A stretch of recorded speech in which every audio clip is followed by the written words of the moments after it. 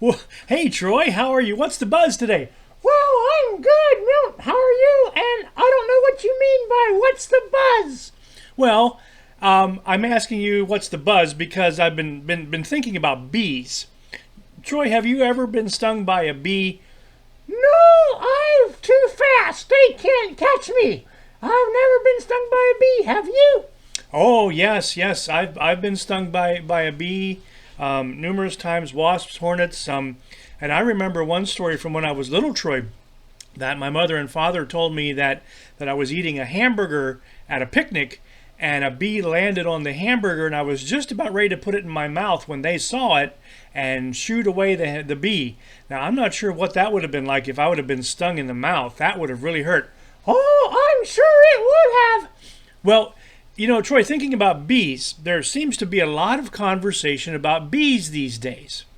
It seems that bees are a very important part of our lives and are needed to help with the food supply and all of that, with vegetables and flowers and things like that. And in some places in the earth, their bees have been disappearing.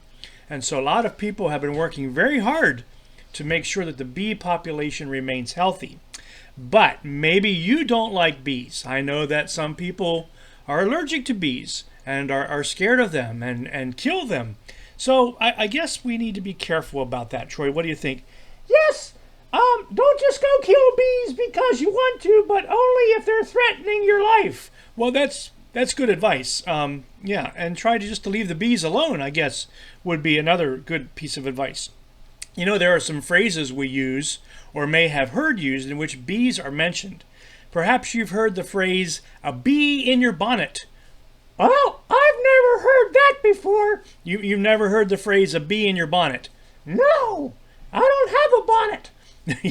Yeah, okay, well, we'll get to that. So what does this phrase, a bee in your bonnet, mean? Well, apparently it comes from a Scottish translation of a book or something where it says, a head full of bees. Now, that's not a very good Scottish accent, is it, Troy? Not at all. Right, okay. Well, thanks. You were supposed to say, yeah, that was really good, Milt. A head full of bees. That sounds more like another accent. But a head full of bees. Or a head full of bees. Okay, so a head full of bees or bees in your bonnet. A bonnet would be your head in this translation. Or a buzz in your head, because it means that you may be preoccupied. If you have bees in your bonnet, you may be preoccupied with an idea, or you have a lot of buzzing going on in your head because you've been thinking about something a lot, and you might become agitated. And all this buzzing is going around in your head like a bunch of bees in your head. Does your head ever buzz with all that goes on inside of it? Yeah, sometimes it's I think about a lot of stuff at once. Yeah, and that can be rather distracting, don't you think? Mm-hmm. Sometimes in our head we have worries that we think about, and we let our heads become filled with worry to the point that it's a buzz in our bonnet. It's a bee in our bonnet. It's not the best thing. Jesus said in Matthew 6:34, don't worry about tomorrow. Tomorrow will worry about itself. Each day has enough trouble of its own. Troy, I think we need to be careful about what all we fill our heads with, don't you? Yeah. Clear your head sometimes. Psalm 119:15 says, I spend time, God, thinking about your rules, and I consider how you want me to live. Yeah, we can have a lot of stuff going on in our heads sometimes where it becomes a buzz, and our heads feel very full of stuff.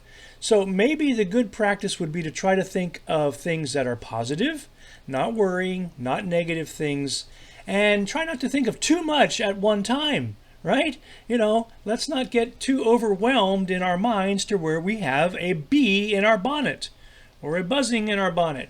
Philippians 4:8 are good words of advice for us. Finally, my brothers and sisters, always think about what is true. Think about what is noble, right, and pure. Think about what is lovely and worthy of respect. If anything is excellent or worthy of praise, think about these things. Oh, Troy, this is some good advice for us. I think that we should be careful what we think about and make sure we're thinking positive things and not fill our heads to where we have a bee in our bonnet. Oh, sounds good. All right. Well, we wish you a day filled with joy and a day filled with peace.